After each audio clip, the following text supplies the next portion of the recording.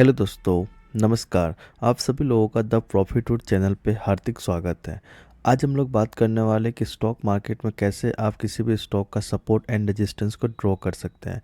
Support and resistance को draw करने से क्या क्या बेनिफिट आपको देखने को मिल सकती है, सारे पॉइंट मैं आपको आज डिटेल में बताने वाला हूँ। इससे पहले मैं आपको बता दूँ, अगर आप हमारे चैनल पर पहली बार विजिट किए हो तो आप हमारे चैनल को सब्सक्राइब कर लें, जिनसे आपको काफ़ी इंफॉर्मेटिव वीडियो देखने को मिल सकती है। आइए अपने टॉपिक पे आते हैं। सिंपली आप देख सकते हो कि स्टॉप सपोर्ट एंड रेजिस्टेंस का पॉइंट क्या है, इस बात को पहले समझते हैं।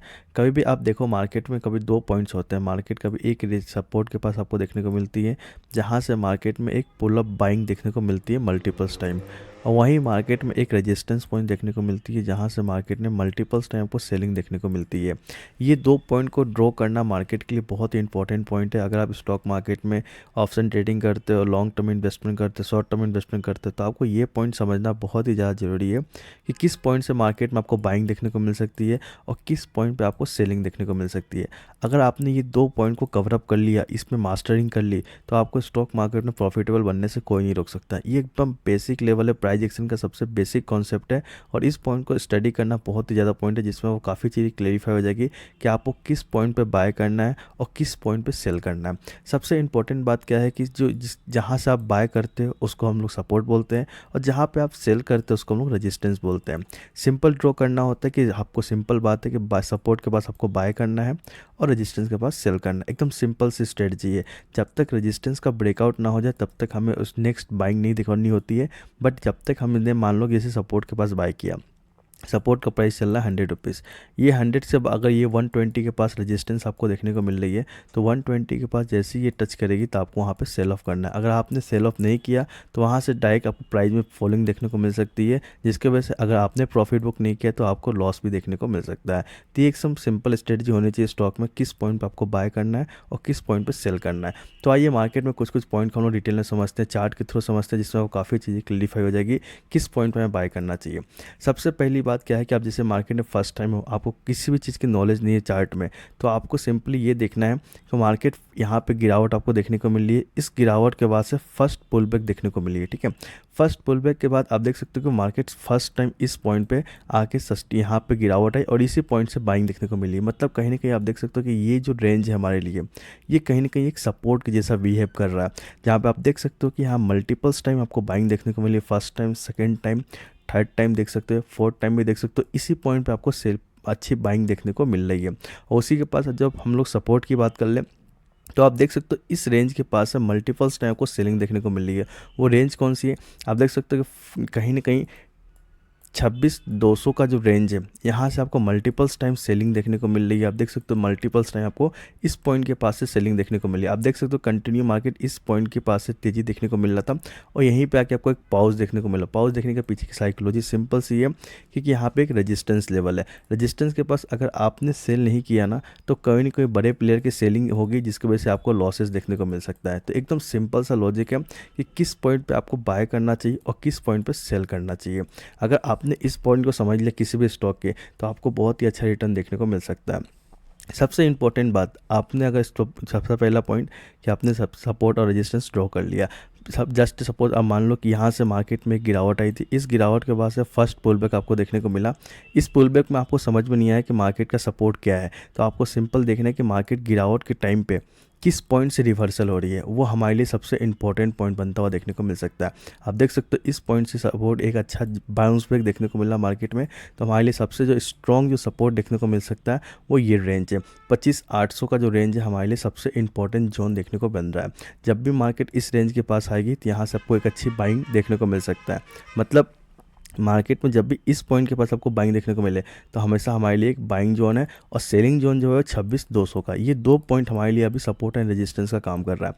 किसी भी स्टॉक में अगर आप इस पॉइंट को कंसीडर कर लेते हो किसी भी स्टॉक में, तो आपको बहुत ही अच्छा सपोर्ट रेजिस्टेंस ड्रॉ करना समझ में आएगा। सिंपल आप इस पॉइंट पे यहाँ पे नोटिस करके रख सकते हो कि मार्केट में यहाँ से एक पॉइंट आया, फॉलिंग आई, फिर मार्केट ने एक बड़ी तेज़ी दिखाई, तेज़ी के बाद एक पॉज लिए और एक अच्छी तेज़ी दिखाई। मतलब हमारे लिए सबसे जो इंपॉर्टेंट जोन था, सपोर्ट का जोन था, वो ये पॉइंट था कि मार्केट ये रेंज के पास जब भी आएगी तो हम बाय करेंगे। मार्केट देखो ट्राई की इस रेंज के पास, लेकिन पर टच नहीं की, यहीं से पुल बैक हो गई। तो हमारे लिए जो सपोर्ट जोन था वो ये पॉइंट था, और ये एक रेंज आप समझ लो कि 25,200 से लेकर 25,400 का जो हमारे लिए एक जोन है। जोन क्या होता है, आप एक बात को समझो, कभी कभी मार्केट क्या होता है सपोर्ट के पास नहीं आके सपोर्ट के ऊपर से निकल के चली जाती है। तो आपको इस बात को भी समझना ज़रूरी है कि जोन क्या लेवल होता है। सिंपल आप इस पॉइंट को नोटिस करके रख सकते हो। यहाँ पे आप देख सकते हो कि मार्केट का जो हमारे लिए सपोर्ट था, सपोर्ट हमेशा ड्रॉ होता है बॉडी के नीचे, ठीक है, और रेजिस्टेंस हमेशा बॉडी के ऊपर। इस बात को हमेशा आप समझ के रखना। आप समझ लो कि मार्केट से यहाँ एक pull back I, pull back के बाद आप देख सकते हो यहाँ पे फॉलिंग आई थी, तो मतलब हमारे लिए ये एक सपोर्ट का जोन देखने को मिल रहा था। अगर मार्केट इसके नीचे आती है तो हम बाय नहीं करेंगे, बट इसके ऊपर मिलती है तो हम ज़रूर बाय करेंगे। आप देख सकते हो यहाँ से एक अच्छा पुल बैक दिया और एक जोन आपको देखने को मिला कि ये मार्केट ये सपोर्ट था और ये एक हमारे लिए सपोर्ट जोन था। ये मार्केट अगर नेक्स्ट टाइम जब गिरावट आएगी तो इस रेंज के पास जब भी आएगी तो हम बाय प्लान करेंगे, ये रेंज के पास। तो यहाँ पे देख सकते हो कि मार्केट में फॉलिंग आई, फॉलिंग के बाद जैसे यहाँ पे आपको एक कैंडल देखने को मिला जोन के पास, तो आपने यहाँ से फिर से एक बड़ी तेज़ी देखने को मिली है। तो आपको ये पॉइंट समझ में आना चाहिए कि मार्केट कहाँ से बाय होगी और कहाँ से सेल ऑफ होगी। इस पॉइंट पर आपको समझना बहुत ज़रूरी है। और सबसे इम्पोर्टेंट पॉइंट है कि मार्केट में कब ब्रेकआउट होता है, वो ब्रेकआउट कब सस्टेनेबल होता है, इस पॉइंट को भी थोड़ा समझते हैं। सिंपल आप देख सकते हो, आपने एक रेजिस्टेंस ड्रॉ किया, आपने एक बाय ज्वाइन किया। सबसे पहले हम लोग बात करते हैं कब मल्टीपल्स टाइम। आप देख सकते हो कि मार्केट में अपने इस पॉइंट से बाय किया, मार्केट से यहाँ से सेल ऑफ आया, फिर यहाँ पे अपने बाय किया, फिर से सेल ऑफ आया, फिर बाय किया, फिर सेल ऑफ आया, फिर बाय किया, फिर सेल ऑफ आया, सडनली ब्रेकआउट हो जाती है। ये ब्रेकआउट कब होती है, इस पॉइंट को समझते हैं। सबसे पहला पॉइंट, आपने स्टॉक को बाय किया था इस रेंज के पास, मार्केट में यहाँ से सेल ऑफ दिखाई, सेल ऑफ के बाद से फिर से बाइंग आई, फिर सेल ऑफ दिखाई, फिर से बाइंग आई, फिर सेल ऑफ मल्टी। आप एक बात को समझो, अगर ये रेजिस्टेंस को 3 to 4 टाइम्स अगर टच करती है ना बाइंग, मतलब यहाँ से multiples time, first time, second time, third time, fourth time, अगर 4 बार टच हो जाती है तो ये कहीं ना कहीं रेजिस्टेंस जो है वो वीक की तरफ व्यवहार करता, मतलब ये वीक बनता जा रहा है। अब इसकी 5वीं जब टच होगी तो ये यहाँ पे एक बड़ा ब्रेकआउट आपको देखने को मिल सकता है। मतलब 3 से 4 बार जब तक टच नहीं होगी तब तक वहाँ पे बड़ा ब्रेकआउट आपको देखने को नहीं मिल सकता है। कभी कभी क्या होता है कि मार्केट ने यहाँ से तेज़ी दिखाई और यहाँ पे सडनली ब्रेक कर दी, हमें लगता है कि ब्रेकआउट आ चुकी है, लेकिन यहाँ पे हम देखते हैं कि फॉल्स भी देखने को मिलता है और एक बड़ी गिरावट भी हमको देखने को मिलता है।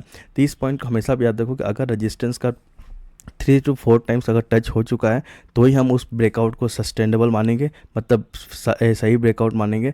बट अगर 3 से 4 टाइम्स नहीं हुआ है तो हम उस लेवल को एक फेक ब्रेकआउट की तरफ भी देख सकते हैं। नेक्स्ट हमें वही अगर सपोर्ट की तरह करना, अगर मार्केट फॉल हो रही है, ऊपर से फॉल हो रही है, मल्टीपल्स टाइम बाइंग सपोर्ट जो से सपोर्ट ले रही है, फिर वहाँ से फॉल हो रही है, फिर बाइंग हो रही है, फिर फॉल हो रही है, तो सडनली आप देखो कहीं ना कहीं एक ब्रेकआउट देखने को मिलता है। तो ये ब्रेकआउट देखने के पीछे की साइकोलॉजी भी सिंपल है। अगर 3 to 4 टाइम्स अगर सपोर्ट का टच हो चुका है तो इस पॉइंट को भी आप हमेशा याद रखो कि अगर 3 से 4 बार का आपका सपोर्ट टच हो चुका है तो कहीं ना कहीं आपको जो सपोर्ट है वो वीक बनता जा रहा है। और जब चौथी या 5वीं बार आपको लेवल टच करने आएगी तो वहाँ पे एक बड़ा सा फॉलिंग आपको देखने को मिल सकता है, जिसमें आपको एक बड़े टारगेट भी देखने को मिल सकता है।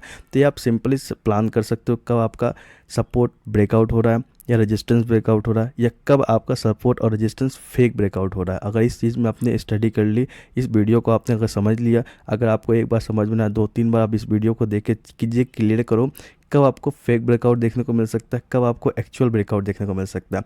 अगर आपने इन दोनों में डिफरेंस कर लिया तो आपको स्टॉक मार्केट से पैसा कमाने से कोई नहीं रोक सकता। आई होप को सारे पॉइंट कवर होना चाहिए, स्टॉक में क्या क्या पॉइंट को फॉलो किया चाहिए। आई होप को वीडियो अच्छी लगी हो। Thank you.